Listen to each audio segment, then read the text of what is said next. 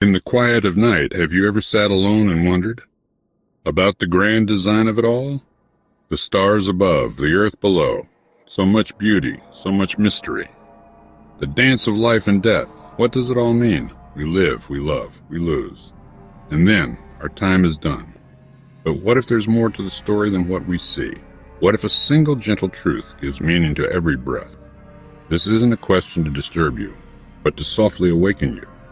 Amid the noise of daily life, we rarely pause to ask the deepest questions.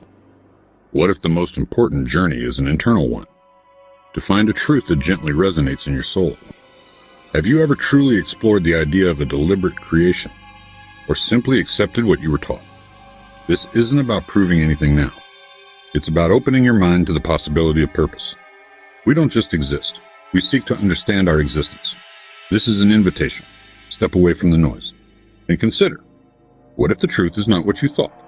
What would it mean for your life and your afterlife if you found it? Chosen or given, most of us inherit our worldview. Our beliefs are gently shaped by family, culture, and tradition. We wear these beliefs like a comfortable coat, rarely noticing if they truly fit.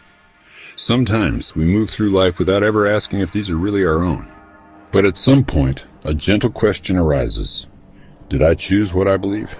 Did I search deeply, or simply absorb what was around me? Many of us walk a path paved long before we were born, never looking for other roads. To question what we've inherited can feel lonely, even a little frightening. Yet, isn't your soul worth the journey? If your eternal fate depended on it, would you rest on beliefs you never questioned? The most meaningful discoveries are the ones we make for ourselves. So, turn over every stone, listen to every voice, not out of fear, but out of respect for truth.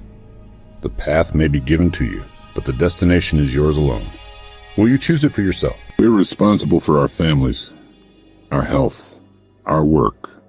But what about our souls? Imagine your soul is real, an eternal essence that is uniquely you. If that's true, its well-being should be your highest priority. We feed our bodies and minds, but do we nourish our souls with truth and purpose? The beliefs we choose may be the very nourishment our souls need. This is our unspoken responsibility, to seek the truth, not just a convenient or inherited one.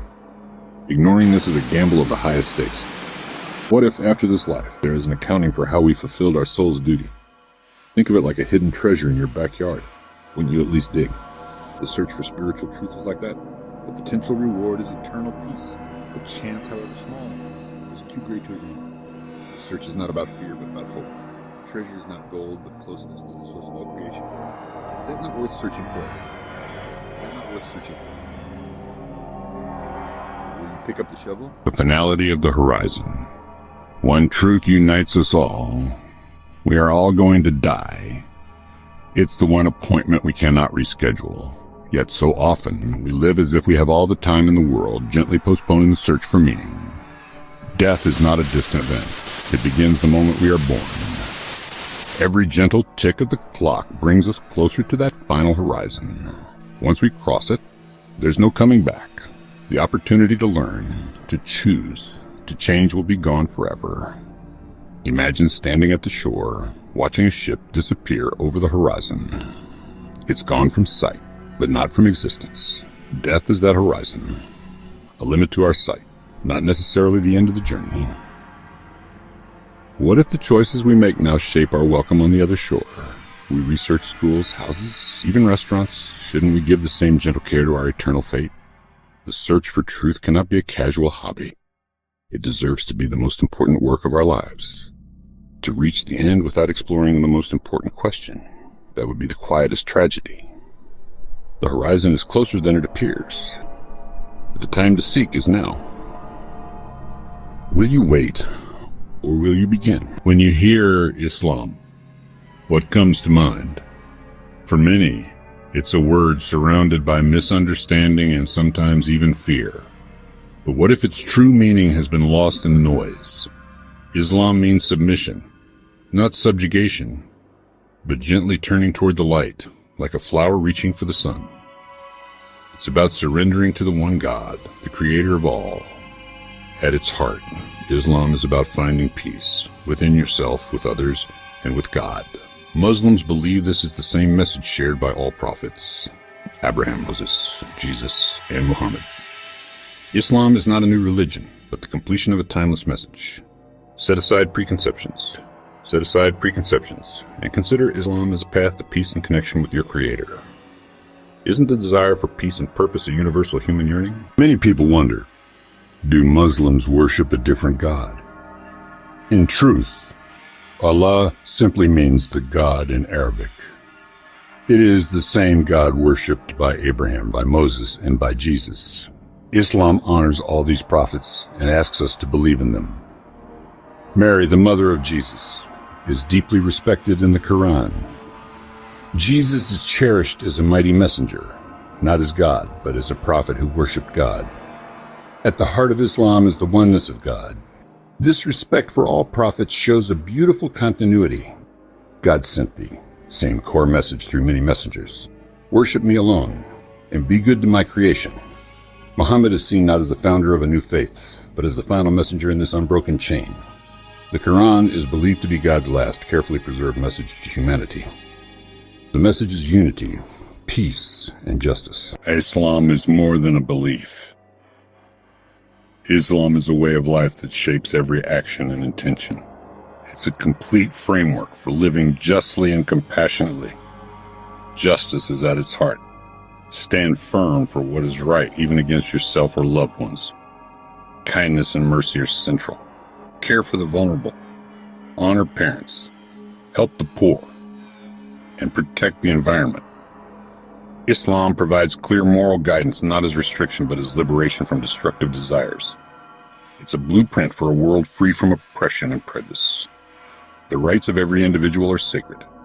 This clarity offers a stable, healthy society.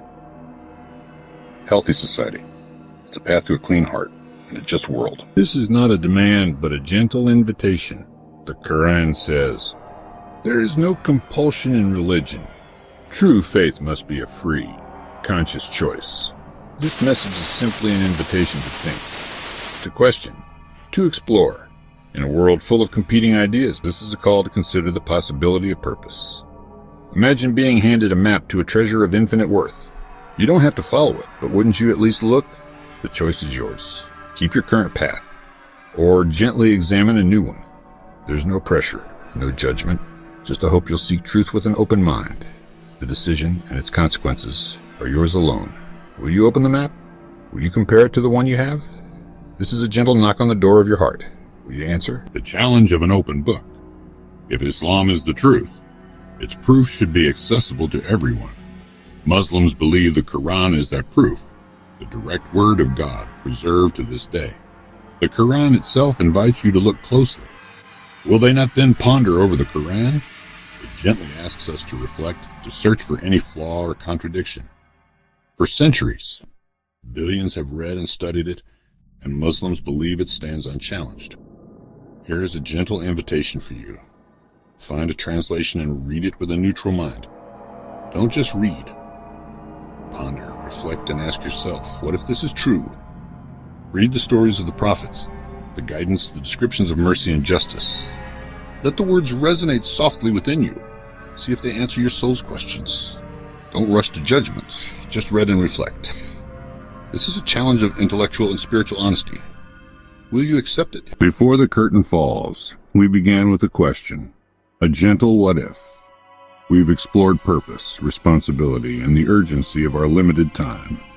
Before the curtain falls, we began with a question, a gentle what if. We've explored purpose, responsibility, and the urgency of our limited time.